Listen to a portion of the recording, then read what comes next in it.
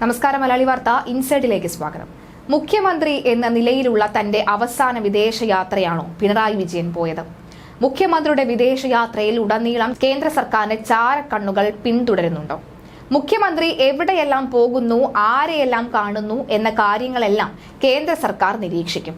മുമ്പ് പിണറായി വിജയനെതിരെ നിരവധി ദുരൂഹമായ ആരോപണങ്ങൾ ഉയർന്നതിന് പിന്നാലെയാണ് കേന്ദ്ര സർക്കാർ പരിശോധന നടത്തുന്നത്. ലോക്സഭാ തെരഞ്ഞെടുപ്പ് ഫലം ഇടതുമുന്നണിക്ക് പ്രതികൂലമാകുമെന്ന് മനസ്സിലാക്കിയാണ് ഫലം അറിയുന്നതിന് മുൻപ് മുഖ്യമന്ത്രിയും കുടുംബവും വിനോദയാത്രയ്ക്കായി വിദേശത്തേക്ക് പോയത് എന്നാണ് സൂചന. 20-ൽ 20 പോയാൽ മുഖ്യമന്ത്രി സ്ഥാനം സ്വാഹയാകുമെന്ന് CPM-ലെ ഉന്നത നേതാക്കൾക്ക് ആണയിട്ട് പറയുന്നുണ്ട്. ഒരു സീറ്റെങ്കിലും കിട്ടിയാൽ തരക്കേടില്ല എന്നും എന്നാൽ ഒരു സീറ്റും കിട്ടാൻ സാധ്യതയില്ല എന്നും CPM നേതാക്കൾ പറയുന്നുണ്ട്. ഒരു സീറ്റെങ്കിലും BJP ജയിച്ചില്ല എങ്കിൽ അതും മുഖ്യമന്ത്രിക്ക് ബുദ്ധിമുട്ടുണ്ടാകും. എത്രയും വേഗം ലോകം കറങ്ങി തിരിച്ചെത്താമെന്ന ഐഡിയയിലാണ് മുഖ്യമന്ത്രി ഇപ്പോഴുള്ളതെന്നാണ് മനസ്സിലാകുന്നത്. മുഖ്യമന്ത്രി പിണറായി വിജയനും കുടുംബവും കഴിഞ്ഞ ദിവസം പുലർച്ചെ നെടുമ്പാശ്ശേരിയിൽ നിന്ന് യാത്ര പുറപ്പെട്ടത് ഇന്തോനേഷ്യയിലേക്കാണ്. ഈ മാസം 12 വരെ അദ്ദേഹം ഇന്തോനേഷ്യയിൽ തുടരും. 12 മുതൽ 18 വരെയുള്ള 6 ദിവസങ്ങളിൽ അദ്ദേഹം സിംഗപ്പൂരിലാണ് ചെലവഴിക്കുക. പിന്നീട് ഈ മാസം 19 മുതൽ 21 വരെ UAEയും സന്ദർശിക്കും. ശേഷം കേരളത്തിലേക്ക് മടങ്ങുമെന്നാണ് വിവരം. മന്ത്രി മുഹമ്മദ് റിയാസും ഭാര്യ വീണയും മുഖ്യമന്ത്രിക്കും ഭാര്യയ്ക്കും ഒപ്പമുണ്ട്. ഇന്നലെയാണ് മുഖ്യമന്ത്രിയുടെ യാത്രയ്ക്ക് കേന്ദ്ര സർക്കാർ അനുമതി നൽകിയത്. വിനോദയാത്ര എന്നാണ് കേന്ദ്ര ആഭ്യന്തര മന്ത്രാലയത്തെ മുഖ്യമന്ത്രി അറിയിച്ചത്. പുലർച്ചെ നെടുമ്പാശ്ശേരി വിമാനത്താവളത്തിൽ നിന്നാണ് യാത്ര തിരിച്ചത്. മുഖ്യമന്ത്രിക്കൊപ്പം ഭാര്യ കമലയും കൊച്ചുമകനും ഉണ്ടായിരുന്നു. മന്ത്രി മുഹമ്മദ് റിയാസും ഭാര്യ വീണ വിജയനും 4 ദിവസം മുമ്പ് വിദേശത്തേക്ക് യാത്ര തിരിച്ചിരുന്നു. UAEയിലേക്കായിരുന്നു ആദ്യ യാത്ര. ഇന്ന് ഇരുവരും ഇന്തോനേഷ്യയിലേക്ക് എത്തിയേക്കും. വിവിധ ടൂറിസ്റ്റ് കേന്ദ്രങ്ങൾ സന്ദർശിക്കാനുള്ള സ്വകാര്യ യാത്ര എന്നാണ് ആഭ്യന്തര മന്ത്രാലയത്തെ മുഖ്യമന്ത്രിയും മന്ത്രി റിയാസും അറിയിച്ചിരിക്കുന്നത്. തെരഞ്ഞെടുപ്പ് സമയമായതിനാൽ ഔദ്യോഗിക വിദേശ യാത്രയ്ക്ക് പരിധിയുമുണ്ട്. സാധാരണ മുഖ്യമന്ത്രിയുടെ വിദേശയാത്രയ്ക്ക് മുൻപായി മുഖ്യമന്ത്രിയുടെ ഓഫീസിൽ നിന്ന് അറിയിപ്പുണ്ടാകാറുണ്ട്. ഇത്തവണ ഒരറിയിപ്പും ഉണ്ടായില്ല. യാത്രാ വിവരം ഗവർണറെയും അറിയിച്ചിട്ടില്ല. കുറച്ച് ദിവസത്തേക്ക് ഓഫീസിൽ ഉണ്ടാകില്ല എന്ന വിവരമാണ് സ്റ്റാഫ് അംഗങ്ങളെ മുഖ്യമന്ത്രി അറിയിച്ചത്.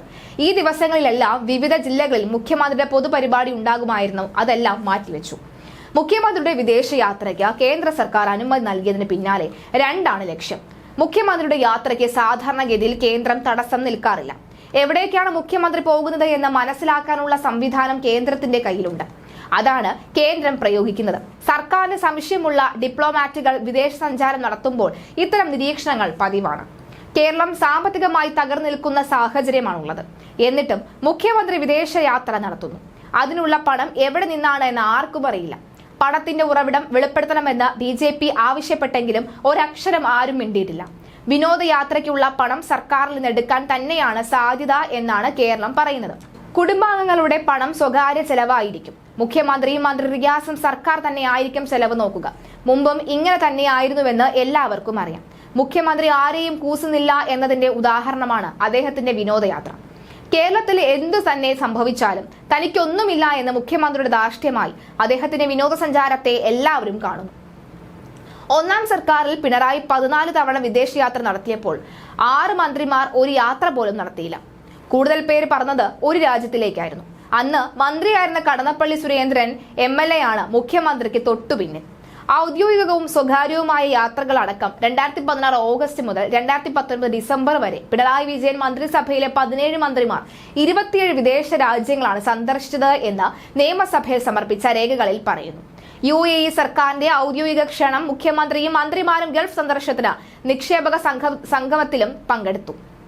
മുഖ്യമന്ത്രി 14 തവണ ഔദ്യോഗിക യാത്രകളും 2 സ്വകാര്യ യാത്രയും അടക്കം 16 തവണയാണ് വിദേശയാത്ര നടത്തിയത്. അമേരിക്കയിലേക്കും UAEയിലേക്കുമായിരുന്നു മുഖ്യമന്ത്രിയുടെ സ്വകാര്യ യാത്രകൾ അധികവും. US-ലേക്കുള്ള യാത്ര ചികിത്സാർത്ഥമായിരുന്നു.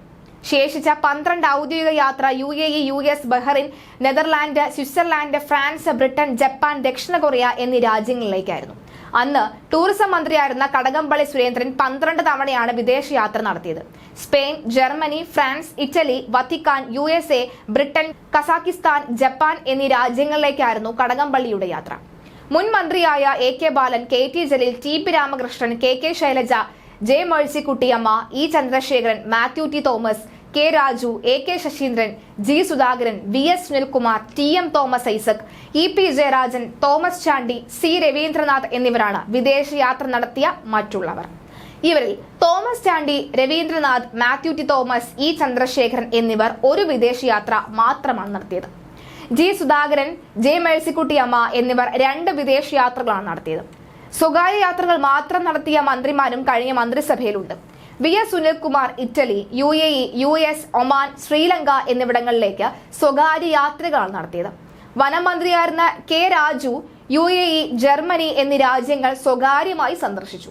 പൊതുമരാമത്ത് മന്ത്രിയായിരുന്ന G സുധാകരൻ ഖത്തർ, UAE എന്നീ രാജ്യങ്ങളിൽ സ്വകാര്യ സന്ദർശനം നടത്തി.